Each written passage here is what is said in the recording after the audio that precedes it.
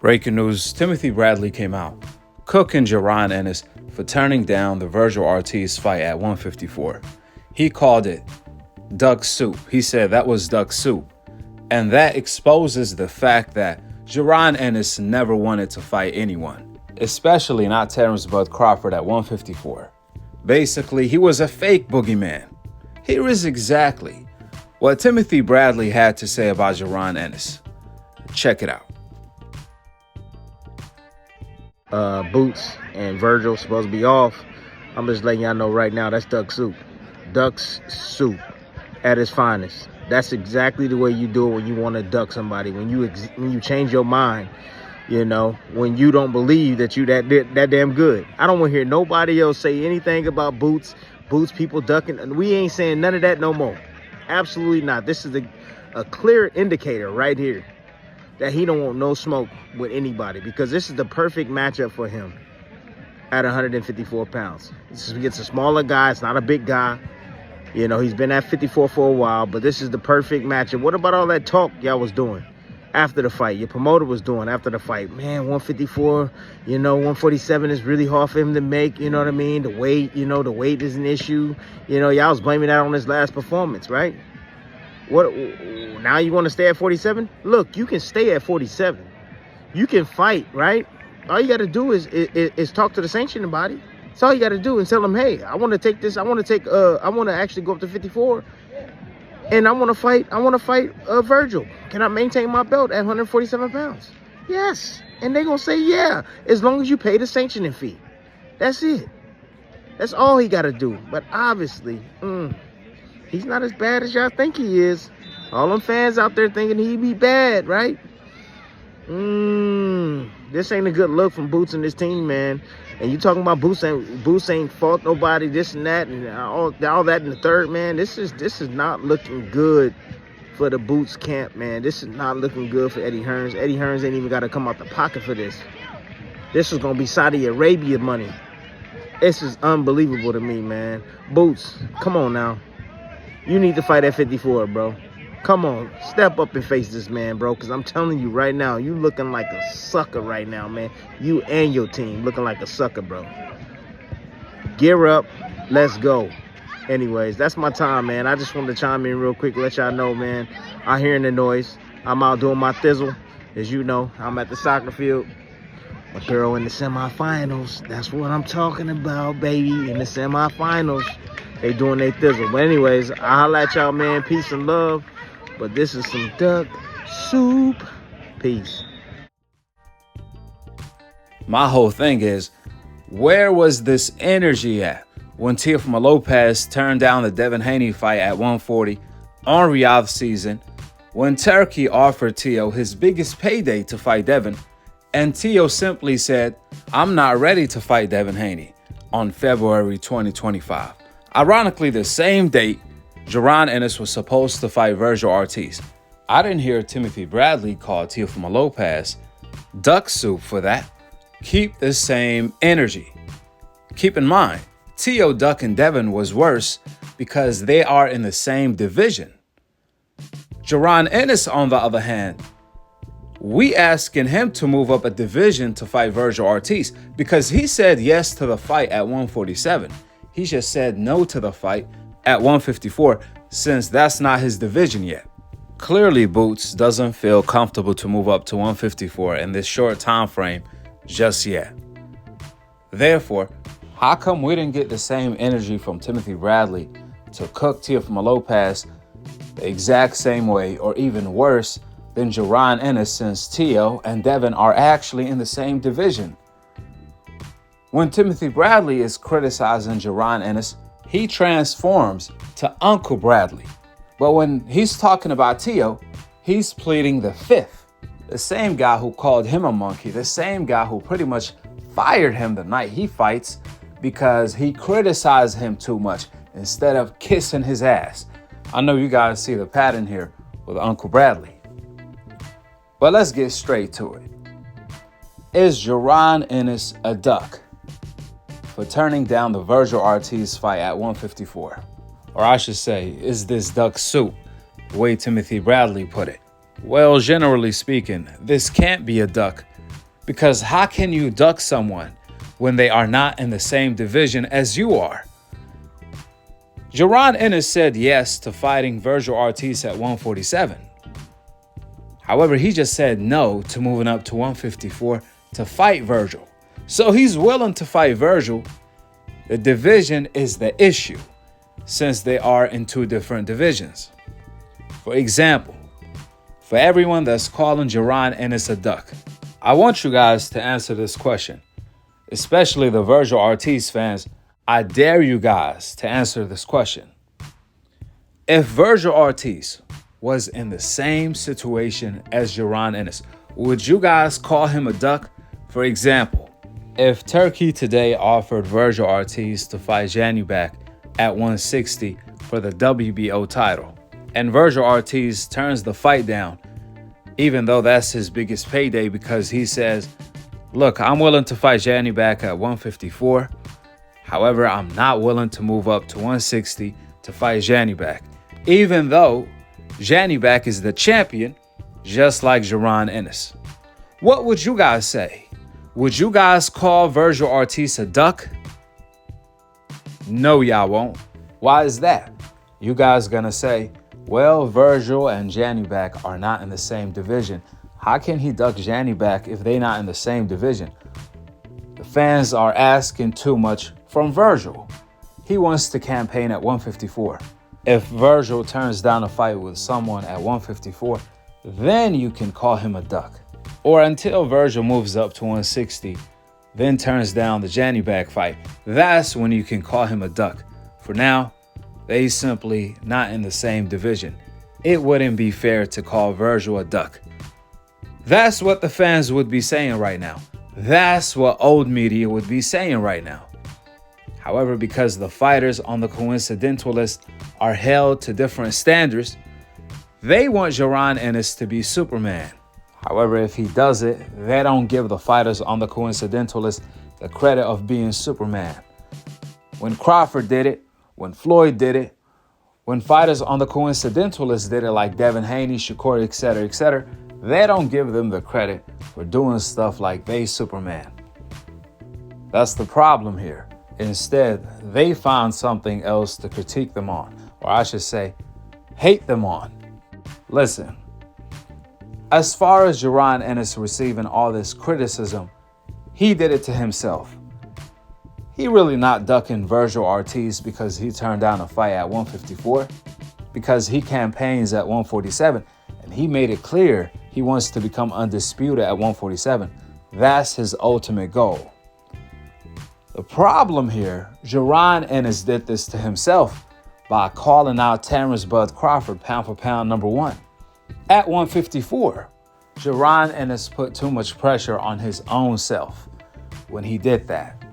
By doing so, he gave the fans an opportunity to criticize him. Because by saying I'm willing to fight Bud at 154, and he made it sound like he wanted whenever, wherever, however, by doing so, he opened a wave of criticism. Not just that, Jaron Ennis also said that he's willing to move up to fight Vergil at 154 or anyone else. And he said that before his last fight, where he stated that he's struggling to make weight and he's planning on moving up to 154 because he can't find a legit opponent or a big name to rumble with. If you factor all of this in, that's where the real criticism come in at. Especially when Jaron Ennis is having a very difficult time landing a significant opponent to rumble with. If Jaron Ennis had all of these names and all of these champions that are willing to fight him at 147, then he can afford to turn down the Vergil Ortiz fight at 154.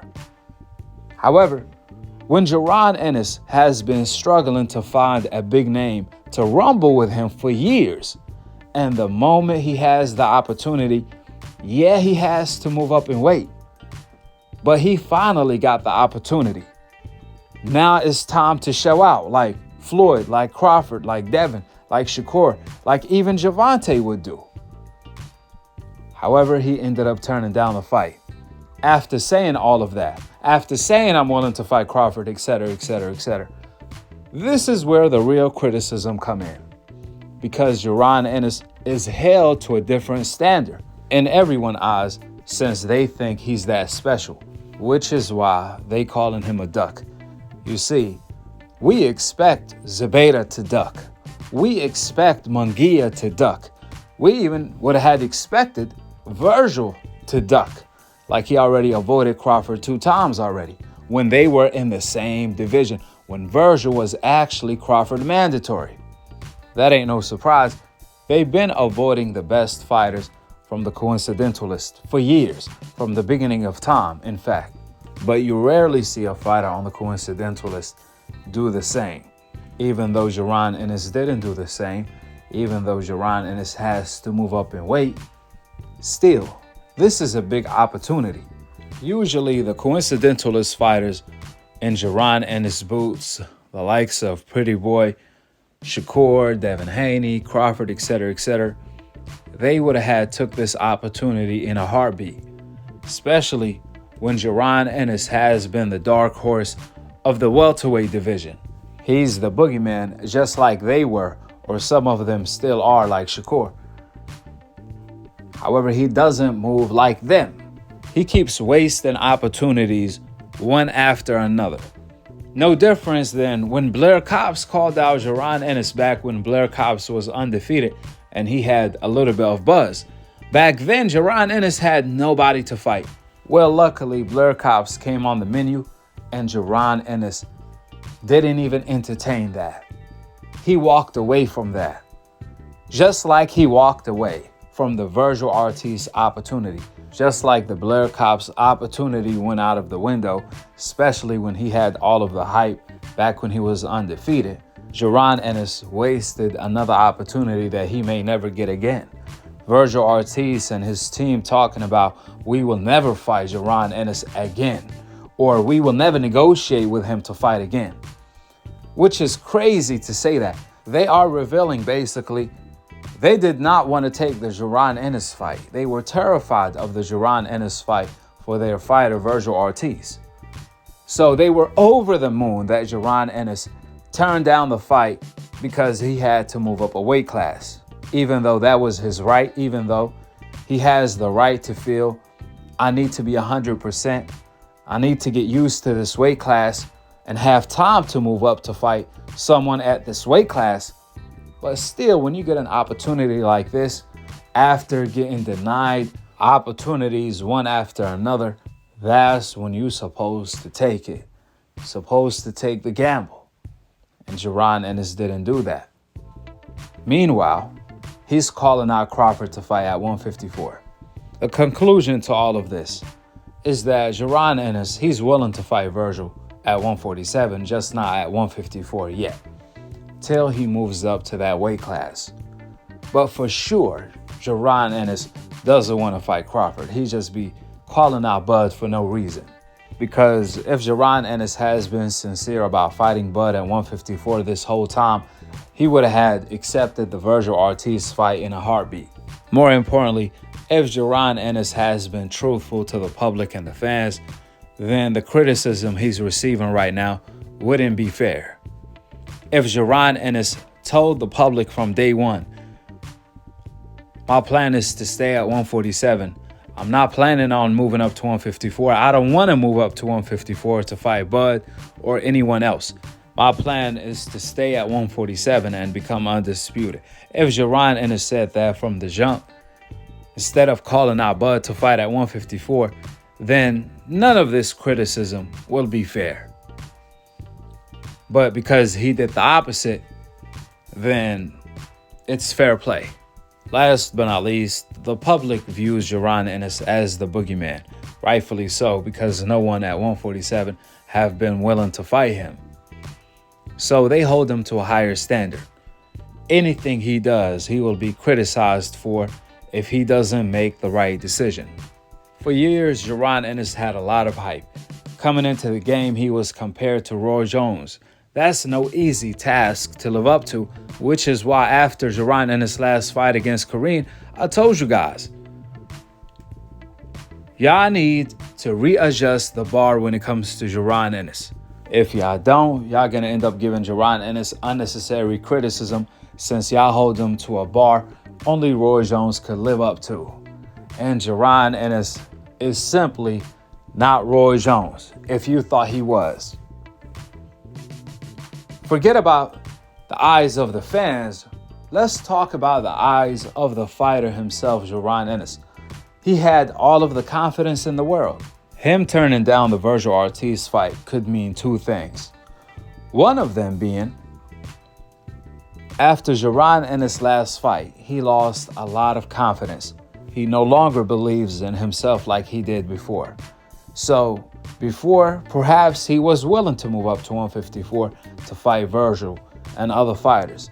But now after his last fight, he's no longer willing to do that. He changed his mind due to his last performance. Now he no longer thinks he's him or that guy anymore. He knows he's more vulnerable, so he's playing it more safe, more wisely, fighting at one division at a time. Number two, Jaron Ennis simply never wanted to fight at 154 to begin with. He was just talking. Only God knows in Jaron Ennis. That being said, go ahead and drop your thoughts in the comment section below. Vergil Ortiz is not set to fight Xandar. Credit to Xandar, he said he was given 1 hour to sign the contract. However, he signed the contract in 1 minute instead, basically taking shots at Jaron Ennis. What's funny about that, that's not the same thing. Jaron Ennis also agreed to fight Vergil Ortiz in 1 minute at 147, his own division. We talking about Jaron Ennis moving up in weight. Xandar is not moving up in weight to fight Vergil. Now, if Xandar accepted to fight Janny back at 160 and signed the contract in a minute, then he can brag about that and take shots at Jaron Ennis. Simply, what Xandar did and what Jaron was asked to do are two different things. Vergil and Xandar were not asked to move up a division to fight somebody like Jaron Ennis. Therefore, they cannot compare what they're doing to Jaron Ennis or what Jaron Ennis is being told to do. They bragging about fighting each other. Well, y'all in the same division. Neither Vergil or Xandar is being asked to move up to 160 and fight somebody there like Jaron Ennis is. Either way, Vergil was announced to be fighting Madrimov instead, which is a way better fight and more dangerous. Vergil Ortiz gets a lot of credit from me for taking this fight, win, lose, or draw. As far as Timothy Bradley, if Vergil were in the same shoes as Jaron Ennis and he had to move up in weight, Timothy Bradley will be defending Vergil instead of calling it duck soup. Just like Uncle Bradley pleaded the fifth and act like he don't know what's going on with the man that called him a monkey, Teofimo Lopez, turning down the Devin Haney fight on the same date, on Riyadh season, on February 22, 2025. With the opinions out of the door and the facts laid out on the table, go ahead and drop your thoughts in the comment section below. Subscribe below. And to be continued on the next episode of Akhi TV. Peace out. Wa alaikum assalam wa rahmatullahi wa barakatuh. My performance was okay. You know, I don't know, man. I think it might be time to go to 54, yo. Did you feel differently? I felt good, but I feel like at 54, I'm gonna be way better and my pop gonna be how it's supposed to be. I'm getting older now. I'm 27. I'll be 28 next year. You better guy. I'm gonna be crazy. You know, I'm gonna be on point. You know, that's what's gonna make me better. You know, not saying he a bad fighter or anything, but I need them top guys. I was going to ask you about unifying these titles, but it sounds like you're ready to get out of 147. No, I mean, if we can get one of these guys and stop playing, yeah, let's make it happen. You know, but if not, man, 54, here I come. Every time I fight here, it's going to get bigger and better, you know, and hopefully we bring a big name here. You know, either we come for the rest of these belts or we're going to 54 and, you know, campaign there and collect them belts there. You've said that 154 is a poppin' division. It certainly is deep, really 1 to 15. If you could move up next year and challenge anybody, who would it be? anybody at 154, anybody with a name. You know, like I said, I want to fight the top guys, the best guys. You know, I want to be great. You know, I want to be, all-time great. You know, and that's what you got to do to fight these guys. You got to put yourself out there. Congratulations, Boots. Thank you.